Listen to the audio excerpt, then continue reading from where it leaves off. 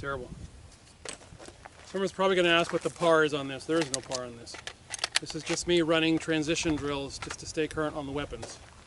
I'll get to that in a minute.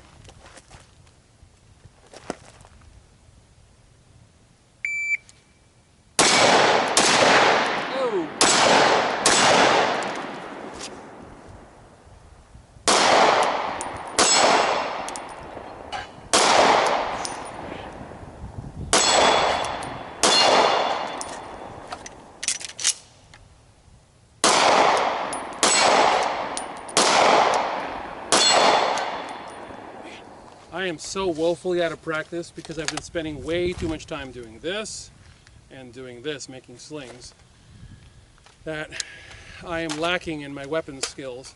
And I'm leaving that on camera because it's important you guys understand you're not the only one. Guys, this is what I do for a living. And if I don't actually come out here and do the work once a week, minimum, it fails dramatically. It just drops off. Which leads me to what the point of this video is. Come here. All right, if you're wondering what this is about, I'm just trying to dry my drop cloth. It got a little wet in the back of the truck. Tonneau covers never seal the way you think they're going to seal, and there's always a little bit of water that gets in. And we had a bunch of water here in the Chattanooga area over the last few days. Anyways, when you spend time with your firearms, you become intimately aware of your shortcomings with your firearms. And that's one of the benefits that I have of doing this for a living. I spend a lot of time working with firearms, working with people who train firearms, and I get major wake-up calls on a regular basis of my shortcomings with my things, with my weapons. What I do as Tier 1 Citizen, as the only person at Tier 1 Citizen, I spend a lot of time on the computer, on social media, because that's my form of advertising. I do spend a lot of time communicating with you guys via email, because you guys have a lot of questions, and I love it. I love sharing knowledge with you guys, so don't ever stop sending your questions in or comments, because communication matters. But it means a lot of work. It means quite often I'm up till midnight. Right now I'm working on a project for you guys. You'll see what it is soon. And the gentleman that's, I'm making something for you guys.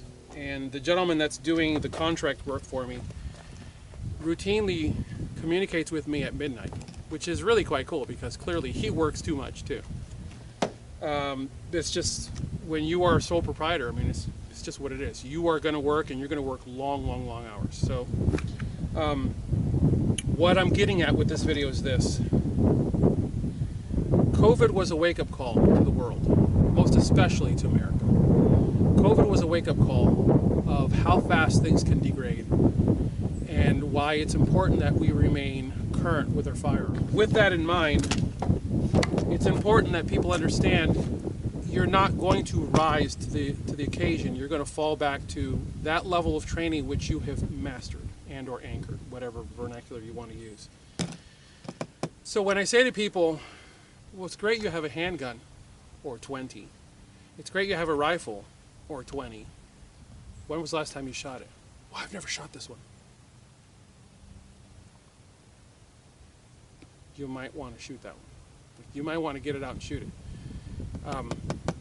I no longer teach. In fact, I've allowed my my instructor certification, my insurance policy to lapse because it was rather expensive, and it indemnified the owner of this property from any lawsuits that could arise. And it was rather pricey to keep that insurance policy because I don't teach anymore. But I tell you this, if you are a friend or a family member and you want to get out to the range, I will do what I can to get out here on the range and give you some knowledge. I was out here a few Sundays ago, 2 weeks ago, and I came out just to blink, and a friend of mine was out here, and it turned into like 2 hours of just, an hour and a half, of just wonderful camaraderie with a man that I hadn't seen in quite some time, and I filled him with knowledge, and we didn't burn through a bunch of ammo, and he left excited, and I sent him the link. By the way, guys, all the things that I do are on my website. Free downloads, you can have them. And I shared the knowledge with him a couple weeks ago, and he went away excited, didn't blow through a bunch of ammo like he expected to do. Got a lot of knowledge, a lot of skill set, a lot of motion, stance. We were doing a lot of ready up drills, where from this position and firing. And he went away with knowledge, and that really is the key to what I do. I like to give people knowledge. I like to give people knowledge. It's important that you understand you're responsible for your safety, and you're responsible for the safety of those around you. Having been a police officer, I'll close with this. Many of you have already heard this story, but some of you are new to the channel and you never heard it. Many years ago, I was a cop, Signal Mountain, Tennessee, and there was a call out that there was a domestic in progress in a parking lot of a supermarket called Pruitt's. I think it's called Signal Mountain Market or something like that, but back then it was called Pruitt's. And there was a husband and wife getting into it in the parking lot. And they issued the call to another officer, but I realized I was around the corner, so I called in and said I'd take it. And I lit up my car, stepped on the gas, and I'm telling you, I was like maybe 45 seconds away. Okay, so think about it, a response time of 45 seconds. And I still didn't get there in time to stop that woman from being picked up by her husband, over his head, and body slammed her to the ground. By the grace of God, there was about 2 feet of snow in that parking lot because the snowplows had been pushing it into the parking lot from clearing the roads. So she sort of splashed into the snow and sleet, and yet she still managed to jack up her arm and was in a sling for several weeks. All because I couldn't get there fast enough to help. That was 45 seconds. Now imagine that this guy had body slammed her, pulled out a gun or pulled out a knife, and knelt down and opened up her throat. That's what some people do. Some people are just crazy. Some people want to light the world on fire. So imagine that this guy had murdered his wife. There's nothing I would have been able to do to stop that from happening, because I got there just in time to watch her hit the ground, and he could have easily murdered her as well. Now it got ugly when I got out of my car. But the point is, I couldn't stop the initial injury from from occurring. So I say to you, there's a bump in the middle of the night and your door gets pushed in. Guys, you got to think about that.